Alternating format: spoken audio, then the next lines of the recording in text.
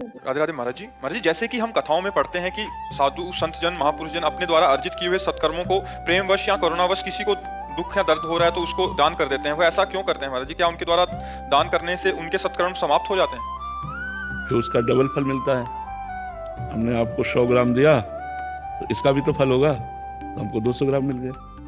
कभी घाटा थोड़ी होता है। जैसे हमने 10 माला भजन किए और किसी जीव को दे दिया कि इसका मंगल हो, तो 10 माला भजन के दान का भी तो फल हुआ, नहीं हुआ?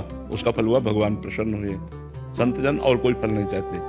जे विधि प्रभु प्रसन्न मन होई, करुणा सागर कीजे सोई। जिसमें हमारे प्रभु का मन प्रसन्न हो तो हम जो भी कार्य करते हैं वो, जब हम दूसरों को, सब में प्रभु विराजमान है, तो जब हम दूसरों को सुख देते हैं जिससे हमारे प्रभु प्रसन्न होते हैं, तो उस क्रिया का फल हुआ प्रभु की प्रसन्नता। और प्रभु प्रसन्न हो गए तो दुर्लभ क्या रह गया? बात समझ में आ रही? इसलिए संत महात्मा जन अपनी साधना, अपनी तपस्या, अपना भजन सर्वलोक को देते। सर्वे भवन्तु सुखिनः, सर्वे सन्तु निरामयाः, सर्वे भद्राणि पश्यन्तु मा कश्चित् दुर्भाग् भवेत्। सब सुखी रहें, सब निरोग रहें, किंचन मात्र किसी को दुख ना पहुंचे, ये संतों के हृदय की धारणा होती है। तो वो अपने भजन को, तपस्या को, व्रत को, नियम को, संयम को सब में बांट देते हैं। इससे भगवान प्रसन्न हो जाते हैं और वो भगवान को प्राप्त हो जाते हैं। जब भगवान प्रसन्न हो तो जा पर कृपा राम की होई, ता पर कृपा करे सब कोई। परमानंद की अनुभूति हो जाती है।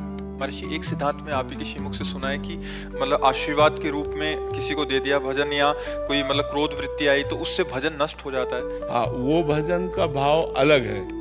जब हम भगवान का भाव करके दे रहे हैं कि मेरे भगवान सब में है और सुखी हो जाएं, और जब हम पर्सनल आशीर्वाद देंगे किसी एक को कि हमारा शिष्य हमारी बहुत सेवा की, तो फिर वो जो भजन जाएगा वो उसका लाभ करेगा, लेकिन देने वाले का लाभ नहीं होगा, क्योंकि उसने सेवा स्वीकार कर ली है।